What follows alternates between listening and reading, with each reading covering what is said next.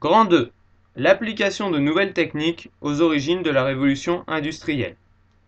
Ce cours fait suite à l'activité précédente sur la diffusion des idées des Lumières, dont on va voir en présent des applications pratiques. Je vous laisse finir de noter le titre.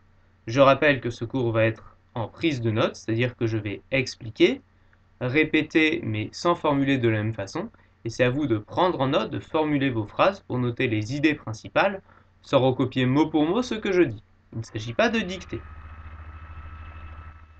Nous avons donc grand 2, l'apparition de nouvelles techniques aux origines de la révolution industrielle. Petit a, l'encyclopédie. Donc, cette passion croissante pour les sciences et les questions intellectuelles se poursuit du XVIIe au XVIIIe siècle, comme on l'a vu dans l'activité précédente. Comme on l'a vu précédemment, on a une passion croissante aussi bien pour les questions intellectuelles que pour les sciences, qui se poursuit du XVIIe surtout au XVIIIe siècle, qui est le siècle des Lumières. L'exemple le plus connu date de 1751, avec la publication par Diderot et d'Alembert de l'encyclopédie. Je disais donc, cette passion pour les sciences que l'on a vue dans l'activité précédente se poursuit au XVIIIe siècle, le siècle des Lumières, et que l'exemple le plus connu est la publication en 1751 de l'encyclopédie, qui a d'ailleurs donné son nom aux encyclopédies actuelles, par Diderot et d'Alembert. Qu'est-ce que c'est cette première encyclopédie, publiée en 1751 par Diderot et d'Alembert? Cette première encyclopédie, c'est une série de volumes qui rassemble des articles et des illustrations, donc des gravures, des planches d'illustration, sur tous les sujets de la connaissance humaine. Donc l'encyclopédie, c'est une série de volumes qui rassemble tous les sujets de la connaissance humaine de l'époque, avec des articles et des illustrations qui cherchent à traiter chaque thème de la connaissance qu'on a acquis à cette époque. Notons néanmoins que si cela est faisable grâce au progrès de l'imprimerie, comme on l'a déjà vu, les livres restent tout de même assez chers et une collection de multiples volumes avec de nombreuses pages illustrées par des gravures, ça coûte quand même très cher malgré l'imprimerie, et donc ce n'est pas accessible à toutes les bourses. C'est pour les classes les plus aisées, la noblesse et la bourgeoisie. La majorité du tiers-état n'y a pas accès. Donc cette encyclopédie, publiée en 1751 par Diderot et d'Alembert, regroupe avec une série importante de volumes des connaissances sur tous les sujets de l'époque, avec aussi bien des articles que des illustrations. Je vous montrerai un exemple tout à l'heure. Mais ça reste tout de même assez cher, et ce n'est pas accessible à tous malgré les progrès de l'imprimerie. Et cette encyclopédie, elle arrive quand même à être publiée et diffusée avec quelques atermoiements, malgré la censure royale qui a des craintes sur le fait que certains articles politiques soient trop critiques. Donc cette encyclopédie, elle arrive quand même à se diffuser, malgré des craintes de la censure royale sur le fait que certains articles seraient critiques, grâce à une chose, c'est que cette encyclopédie, elle est surtout défendue auprès du roi Louis XV par sa favorite, c'est-à-dire sa principale maîtresse, Madame de Pompadour. Madame de Pompadour, la principale maîtresse de Louis XV, fut la protectrice de l'encyclopédie. Je vous ai d'ailleurs conseillé dans mon film, dans ma vidéo sur les films et séries historiques, un très bon film sur Madame de Pompadour où on voit cela. C'est une anecdote que vous pouvez noter si cela vous intéresse. Donc cette encyclopédie qui permet d'être diffusée malgré la censure royale, grâce à Madame de Pompadour qui en obtient l'autorisation auprès de Louis XV dont elle est la maîtresse.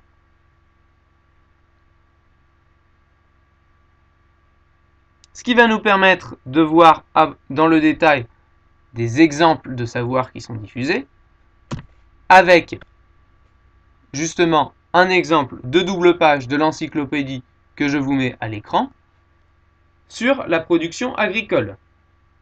Vous avez d'un côté l'article sur les fermes, et plus précisément les fermiers rédigés dans l'encyclopédie, par un penseur Physiocrate, on va y revenir, et à côté, des planches d'illustration qui montrent tous les outils et outillages de l'époque. Deux documents que j'ai extraits d'un manuel, autre que le vôtre, mais qui montrent à quoi pouvait ressembler un article de l'encyclopédie. Donc à la fois un article, qui a été abrégé ici, pour le faire rentrer sur le diapositive, mais aussi des planches illustrées. Donc nous disions grand B, je ne l'ai pas mis au tableau, c'est pas grave, grand B, les progrès agricoles. Grand B, les progrès agricoles. Donc B, les progrès agricoles. Parmi les savoirs diffusés par l'encyclopédie, dont je vous ai mis un exemple au tableau, on va justement s'intéresser à celui qui concerne à cette époque encore la majorité de la population, l'agriculture, puisque c'est de ça qu'on s'apprête à parler. Donc vous avez la planche au tableau que je vous ai présenté et que je vous ai laissé depuis un moment. Et quelque chose qui devrait vous sauter aux yeux, sans forcément avoir lu le texte, c'est tous les outillages. Et en effet, cette agriculture, elle connaît un certain nombre de, ce n'est pas encore au tableau, pardon, un certain nombre de progrès. Donc cette agriculture, elle connaît un certain nombre de progrès dans son outillage, dans les outils agricoles. Il y a des progrès dans l'agriculture grâce à l'amélioration des outils agricoles. Et cela grâce à l'amélioration de la métallurgie. L'amélioration des techniques de métallurgie permettent l'amélioration des outils agricoles qui vont eux-mêmes augmenter la production agricole. Je reprends ce que je disais depuis le début de cette partie, ce B sur les progrès agricoles. En effet, l'agriculture à l'époque, ça concerne encore la majorité de la population. Et cette agriculture, elle connaît des progrès, comme on le voit illustré dans l'encyclopédie sur la gravure de droite, avec un meilleur outillage agricole, de meilleurs outils agricoles si vous préférez, permis notamment par l'amélioration de la métallurgie, qui permet de forger des outils plus efficaces, mais aussi moins chers et plus facilement, il faut le noter. Mais je ne vous ai pas mis à l'écran que les outils, je vous ai aussi mis un article à gauche. Et cet article nous amène sur le deuxième point qui permet l'amélioration de la production agricole. Donc premier point, les outils. Deuxième point, il y a aussi une amélioration des idées, et notamment des idées économiques et politiques. Et l'article qui est sur la page de gauche traite justement de ce nouveau courant d'idées. Celui qui est présenté ici, c'est le courant d'idées physiocrate. Un courant d'idées qui a été défendu auprès de Louis XVI par certains de ses ministres, avec un succès, on va dire, mitigé pour la politique royale. Donc on a des progrès techniques, mais aussi on a des progrès des idées économiques et politiques, avec, ici, un exemple d'article qui s'inspire de ce qu'on appelait les idées physiocrates, qui ont été mises en avant par des ministres de Louis XVI.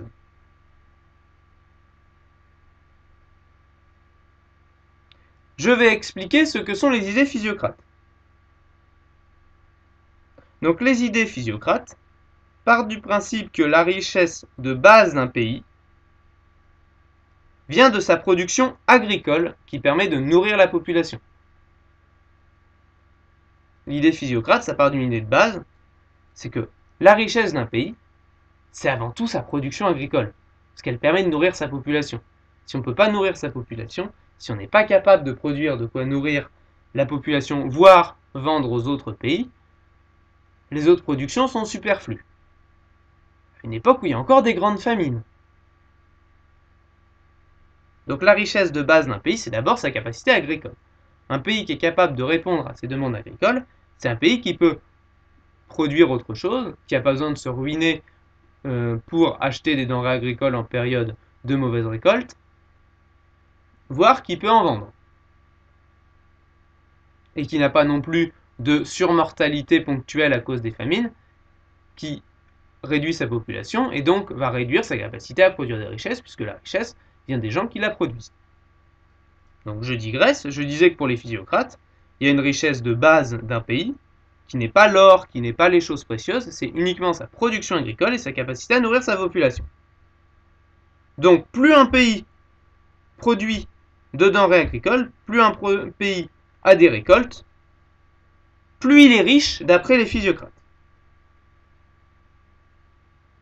Et c'est donc une idée qui est en opposition totale, enfin, qui en tout cas change par rapport à la politique économique que l'on avait vue sous Louis XIV, qui est le mercantilisme. Puisque le mercantilisme, ça visait avant tout à valoriser les richesses basées sur les métaux précieux et la production de biens de luxe. Et surtout à éviter d'avoir à acheter des richesses à l'étranger pour pouvoir vendre les siennes. Le mercantilisme, c'était cette politique sous Louis XIV. Là, les physiocrates ne pensent pas du tout pareil. Pour eux, la richesse ne vient pas de la quantité de métaux précieux et de produits de luxe, elle vient de la production agricole. De plus, pour les physiocrates, les récoltes, la production agricole, les récoltes des paysans, elles doivent pouvoir circuler dans le royaume. Autrement dit, elles doivent pouvoir être transportées pour être vendues d'une région à l'autre du royaume. Et ça pour une raison très simple, qui était un gros problème jusqu'au XIXe siècle, hein, ça ne s'est pas arrêté là, voire même jusqu'au début du XXe siècle, c'est de pouvoir nourrir les provinces qui subissent des famines quand des provinces voisines ont un climat qui lui permette d'avoir des excédents agricoles qu'elles peuvent vendre. Mais oui, parce que jusque-là, le royaume, ça a beau être un seul royaume, il y a des douanes intérieures. Des fois, vous payez une taxe quand vous devez transporter des marchandises d'une province à l'autre. Puis les réseaux de transport permettent difficilement de transporter des grandes quantités de marchandises, comme des ressources agricoles. Je disais donc que, en plus du fait que la richesse vient de la production agricole, les physiocrates pensent que pour qu'un pays soit prospère, il faut que les récoltes puissent pouvoir circuler librement, puissent pouvoir être transportées, achetées et vendues librement à l'intérieur du royaume de France, pour que les provinces qui ont un climat favorable et des excédents agricoles puissent pouvoir vendre leurs récoltes en trop dans les provinces voisines qui sont en période de famine. Et donc ce que vont essayer de faire les ministres physiocrates, c'est de supprimer toutes les barrières douanières et toutes les mesures d'encadrement de la vente de grains et de farine entre les régions du royaume de France.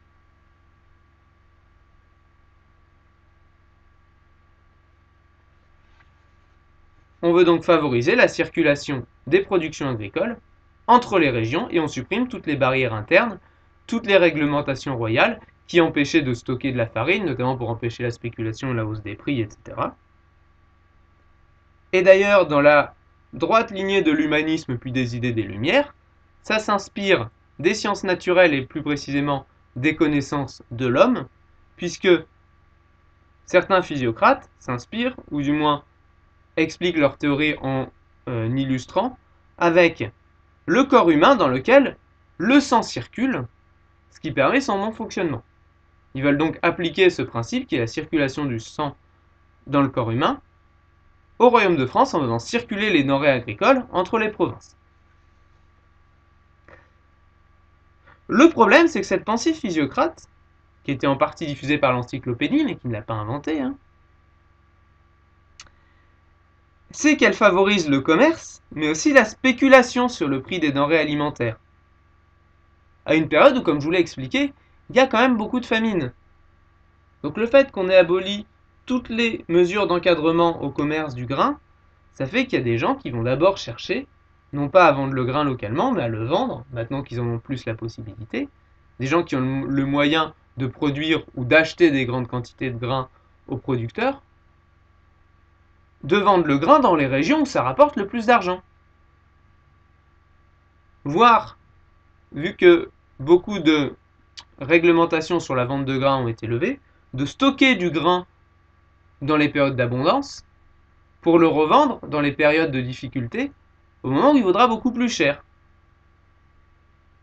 Et donc on a plusieurs révoltes contre ces réformes physiocrates qui sont vues comme la fin en fait du roi protecteur du peuple, de ce qu'on appelait l'économie morale, où le roi organise l'économie pour permettre à son peuple de survivre. Et du coup, le roi a dû finalement revenir sur ces mesures, voire désavouer certains ministres. Alors en effet, on est dans une situation tendue dans le royaume, qui se tend encore plus avec ça, à la veille de la Révolution française, où la démographie française commence à diminuer pour la simple raison que la population commence à atteindre le maximum que le territoire est capable de produire à l'époque. Et c'est à ce moment-là que d'ailleurs la France passe de l'état le plus peuplé d'Europe, très loin devant les autres régions, à un rattrapage en fait qui va le rendre à la fin du 19e siècle, un siècle plus tard, un des états les moins peuplés. Mais ça, c'est une autre affaire. Donc on est à une époque, je disais, où il y a des tensions, parce que les prix agricoles sont souvent élevés, et le royaume commence à atteindre le maximum de la capacité que ces récoltes lui permettent de nourrir. Et ça a une conséquence sur la production. Donc la circulation des récoltes, comme je vous l'avais dit, population maximum. Je fais une petite pause pour ceux qui prennent bien les notes. Les idées physiocrates, qui favorisent la circulation des récoltes. Mais ça crée des révoltes. À une époque où le royaume atteint la population maximum qu'il est capable de nourrir, est-ce qu'il y a une conséquence qui est déjà au tableau? C'est que l'alimentation est beaucoup moins diversifiée. L'alimentation est beaucoup moins diversifiée.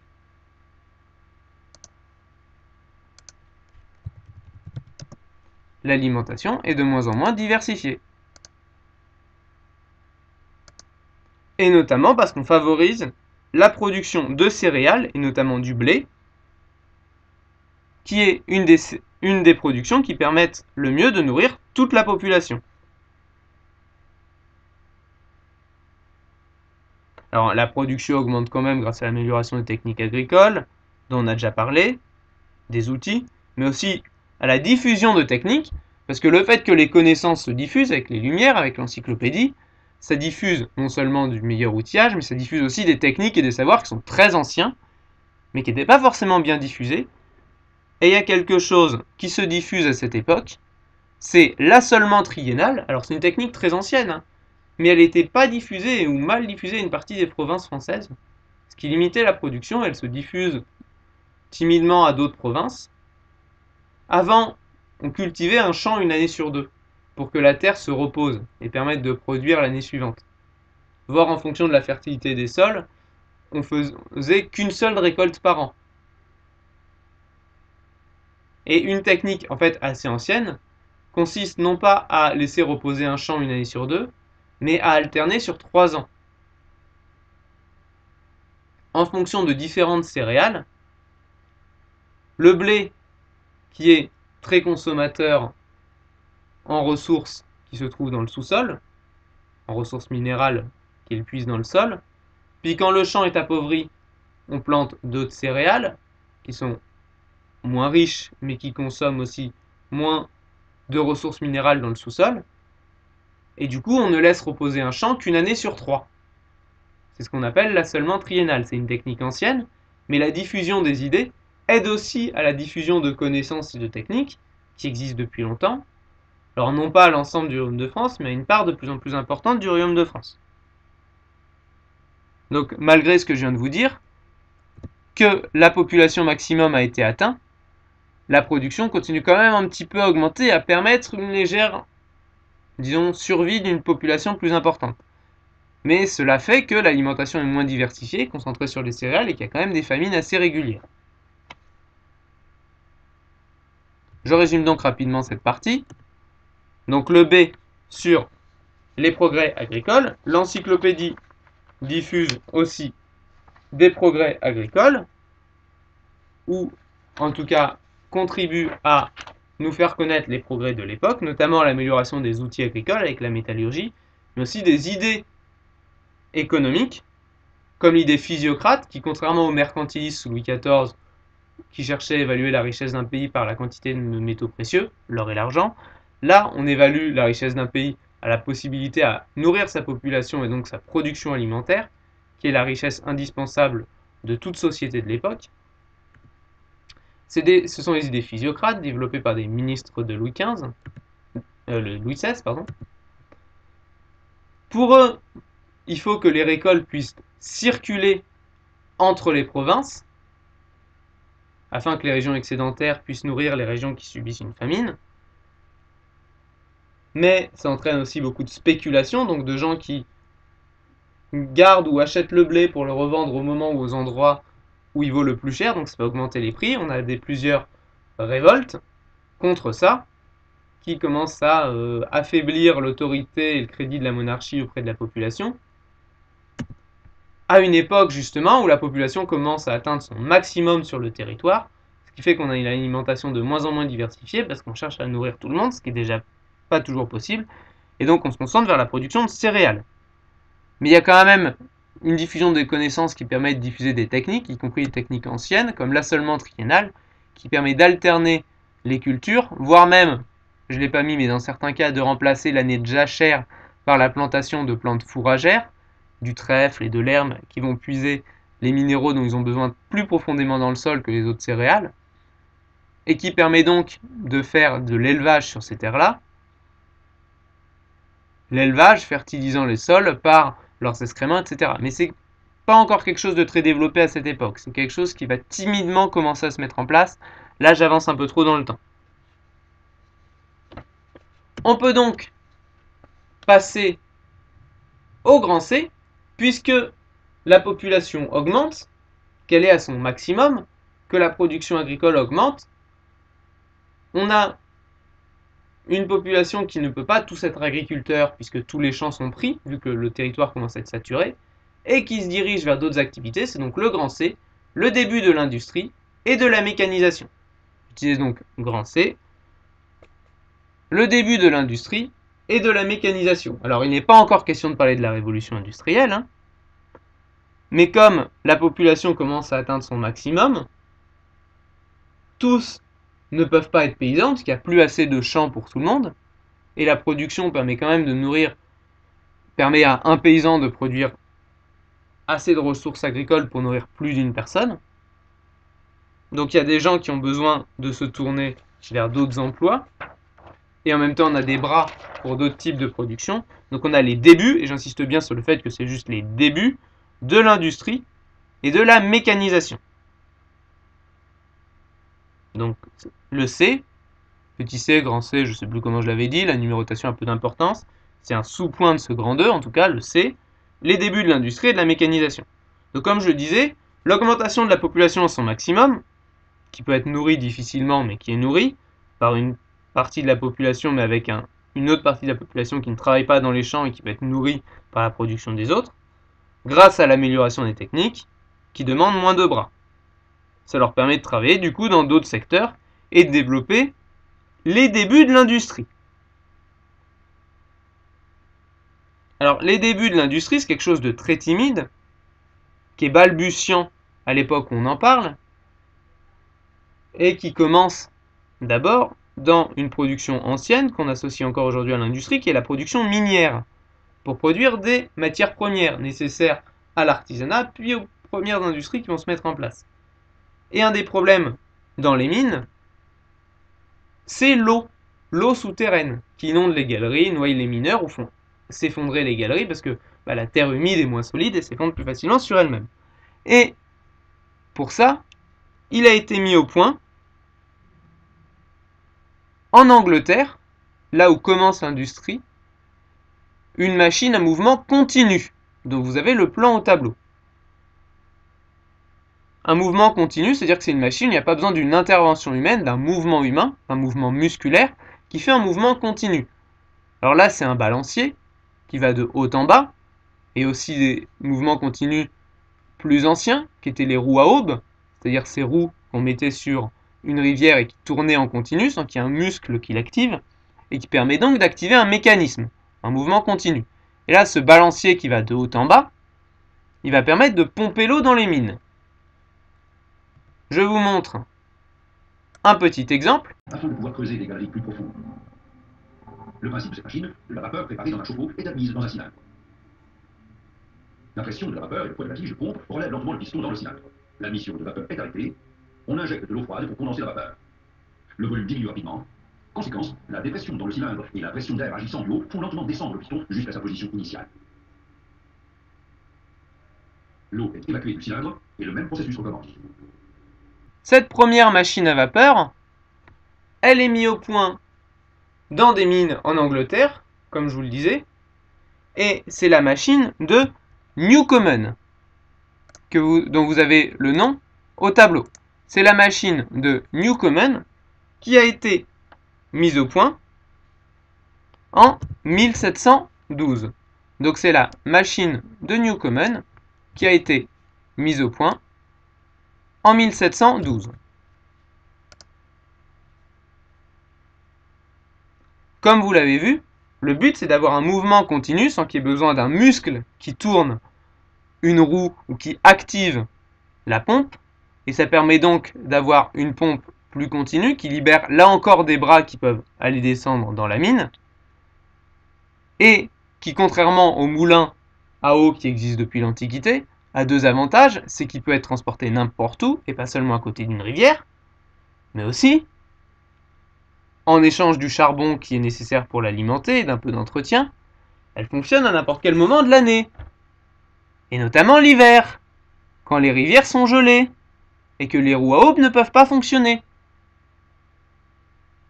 Donc l'avantage, comme vous l'avez vu sur la vidéo, c'est d'avoir un mouvement continu qui va se répéter en boucle et permettre d'aller pomper l'eau au fond des mines. Et à la toute fin du XVIIIe siècle, on commence à adapter ce mouvement sur d'autres machines qui sont les machines à tisser, notamment en Angleterre, qui permettent d'avoir une partie du tissage, même s'il faut une intervention humaine, notamment le fait de rouler ou dérouler les fibres, et de produire beaucoup plus vite avec beaucoup moins de mains, mais avec des machines activées par une machine à vapeur qui tourne une roue qui va tisser ou détisser les fils en continu, permettent de produire avec beaucoup moins de mains, beaucoup moins d'ouvriers, une grande quantité de production agricole. Et justement, c'est pour ça qu'à la fin du XVIIIe siècle, se lance la révolution en Angleterre, notamment avec l'amélioration de la machine à vapeur, qui continue à être améliorée, comme par James Watt, qui permet de faire fonctionner en continu les machines des grandes usines, notamment textiles, comme je vous l'ai dit. Je vous mets rapidement la suite de la vidéo en accéléré pour ceux que ça intéresse, pour voir à peu près comment fonctionne la machine de Watt. Mais moi, on me demandait surtout de vous parler de la machine, la toute première, celle de Newcomen, et la machine de Watt, vous l'avez normalement vue en quatrième. Donc je mets la vidéo en accéléré pour ceux qui veulent rester jusqu'à la fin.